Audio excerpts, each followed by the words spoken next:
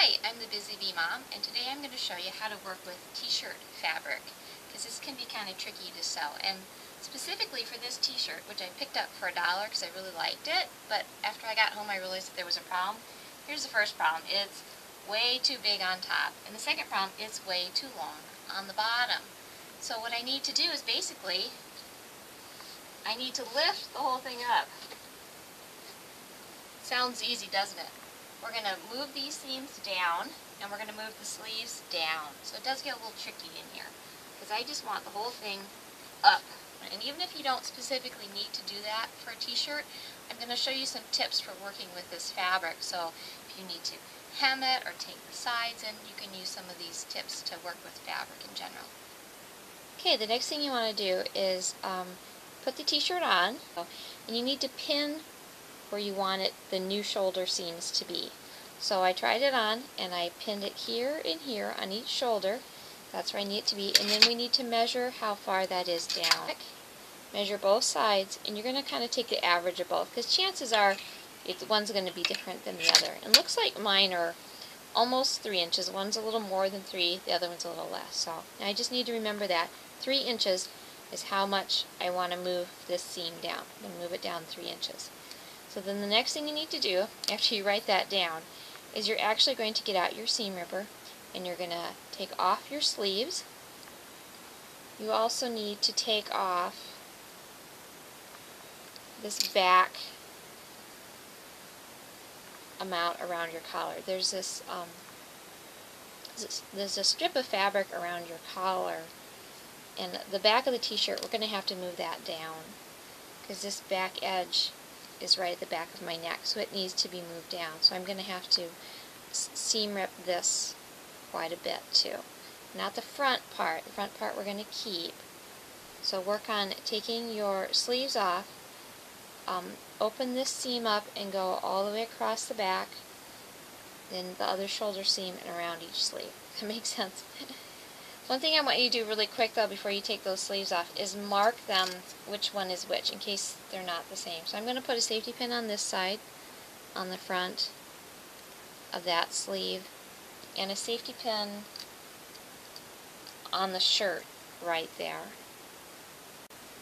Alright, after you've got the sleeves off, your top seam's open, your trim off the back, and you can just snip that off where it's connected at your shoulder seams. Snip that off. We've got it all taken apart. Next thing you need to do is you need to mark your new stitching lines, which, if you remember, when I took mine up it was 3 inches too big, so I'm going to draw a line 3 inches down from here. I'm making sure I keep it parallel to this line. Of course, same thing over here. I'm going to draw a line 3 inches down here. I'm going to move this line down 3 inches, and my arm holes need to go down 3 inches. Now when you're dealing with a curve like an armhole curve, is kind of a strange shape. The easiest thing to do is to take a piece of paper, trace that curve, which I've already done, and then you can cut it out. So now you have that, a template of that curve. Move that down whatever 3 inches would be and redraw it down below. So okay, I've got all my lines marked, so I have a new curve here, a new curve here, a line here, and then lower here. To do this one, what works really good is just to mark a line here. See, this comes out, lines up there. Mark that, 3 inches down from here, and then I just kind of sketched a nice curve, filled in the gaps. So now what we're going to do is we're going to cut on our lines. So I'm going to cut this, but before I do that, I just need to make sure that all my layers are laid up quite nicely and straight, because I'm going to cut through both at the same time. So I'm going to cut out this curve. I'm going to cut across here, down there, across there, and down there. And that's the next step. Okay, next thing we're going to do is we're going to sew the edging back on the back. You see how on the front we have this kind of a border edging? We're going to put that back on the back side. So, right sides together. Let's see here. This goes like this. Give me a second to think here. We're just going to lay this along this curve and sew it down. Now, one of the tricks to sewing this stuff is to use some tissue paper. Actually, I'm using crepe paper, which is wrinkled tissue paper. You could use tissue paper like the big flat sheets, but I like to use crepe paper. I'm going to get a strip of this. I'm going to put it underneath my stitching, and this is going to act like a stabilizer.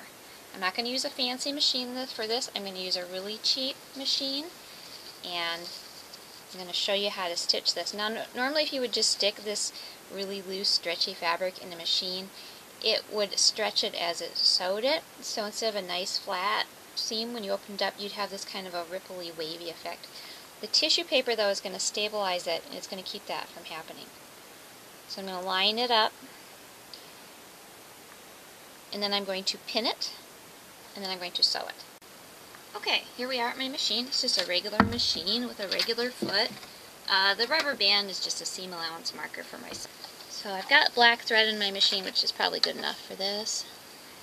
I'm actually just going to line it up with the edge of my foot, which on this machine my needle's off-centered, so that's not a lot. I'm not sure what that measurement is.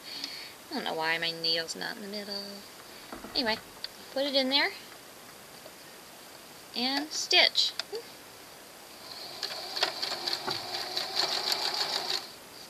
I'm getting a little bit of a pucker, so I'm going to kind of ease that back over.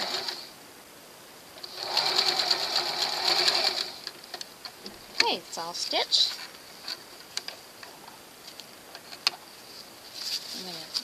I know that side looks good because that's the side I was looking at. I'm going to lift it up though, make sure it looks okay. Oh, you know what? I fell off a little bit. So I'm going to have to take my stitching out and try that again. So I need to take out my stitching from here to here and try that little part again. Alright, I got that part restitched. And let's check and see, is anything else? Do I have any more holes? It looks pretty good. Looks pretty straight, flat, no holes. Now we're going to take the tissue paper off. Just grab it and pull it. And they might be little bits still in there. And you can pick at them a little bit if there's a big piece. But if it's just a little bit, I figure it'll come out in the wash eventually. I'm not going to worry about it. It's on the inside where nobody's going to see it. It'll just dissolve in the wash eventually. So there we have our new edge. See how flat it lays? It's not all like stretch and wobbly. It's nice and flat. And the tissue paper is just a miracle worker at doing that for you. So just a plain machine, nothing fancy, a little bit of tissue paper. The last thing I want to do though is I'm going to zigzag this raw edge. Now if you have a serger and you want to use that, that's fine, but you can just take it in your regular machine and zigzag along there. I'm going to have to use kind of a small zigzag stitch. My big zigzagger is not working. My good machine broke down, so I'm using this kind of cheap, crappy one, so we're making do. Anyway, zigzag your raw edge. Okay, you can see that I just went along. I zigzagged that raw edge, so it's nice and stable.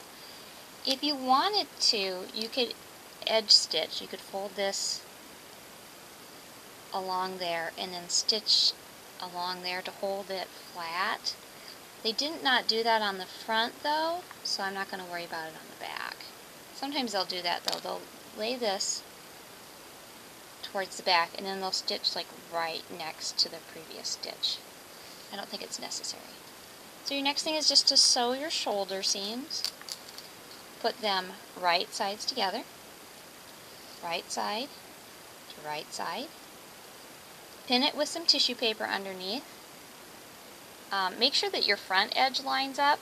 Don't worry about your back edge though if it doesn't quite come out right. We'll just even out the difference later.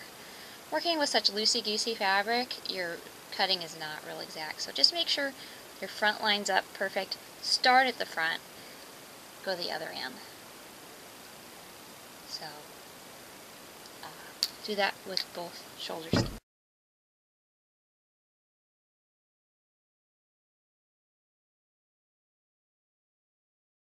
We're going to put the sleeves back on with your garment inside out. take your sleeve, and your sleeve needs to be right side out. You're going to put it in there. Now remember, I put safety pins in, so this one safety pin needs to go on the side with one safety pin. Perfect.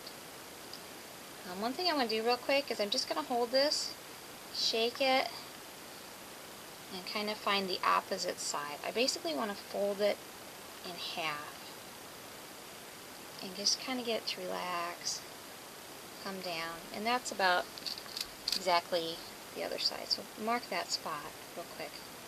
Okay, so your sleeve, right sides to right sides. We're going to line up our underarm seam and pin that. This is kind of tricky.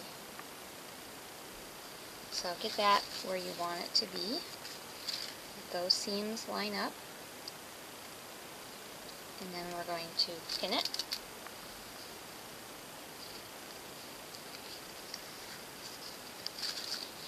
And then our goal is to have this pin that we marked earlier be on the top edge. This is your shoulder seam that you did earlier. So this should kind of line up with that top edge. Now typically, when you take a curve and try to match it to another curve, things don't always match up quite right. And you have to ease in the fullness, which means stretch the one that's not fitting. So hopefully we can get this to kind of fit. I'm going to take it.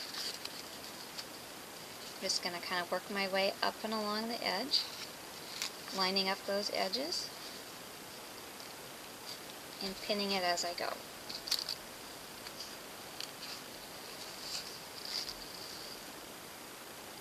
If you want to do this in 2 steps and just do the fabric and then put the tissue paper on, you could, because this is really, I have to admit, this is awkward. It's hard enough to get the t-shirts lined up, much less the tissue paper. So let's do the tissue paper another step. Just worry about the fabric.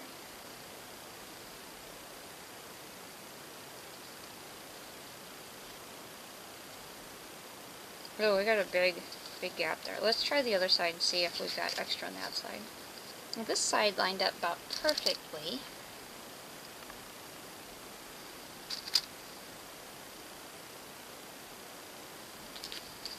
So what we need to do for this side, wow, we need to stretch the inside one a little bit as we go. So pull it just a little tauter than the other one. I'm actually going to chase it around the other side, just trying to get it to, wow. It's usually off a little bit, but this one's bad. And just keep working it around, trying to get rid of that extra fabric by pulling the one that's too short, stretching it a little bit. More even now. Ugh.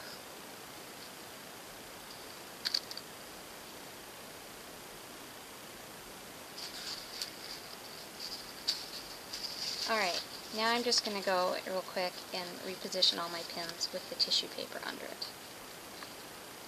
Now when I lined up those seams, you can see I have a little dome there. Just ignore that.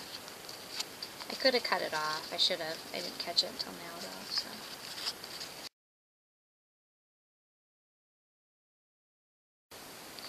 Alright, I've got it all stitched.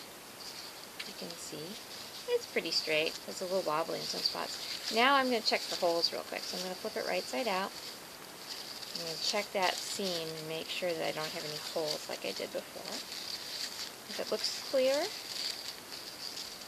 then we can take the tissue paper off and zigzag our raw edge and do the same thing to the other sleeve. You're almost done.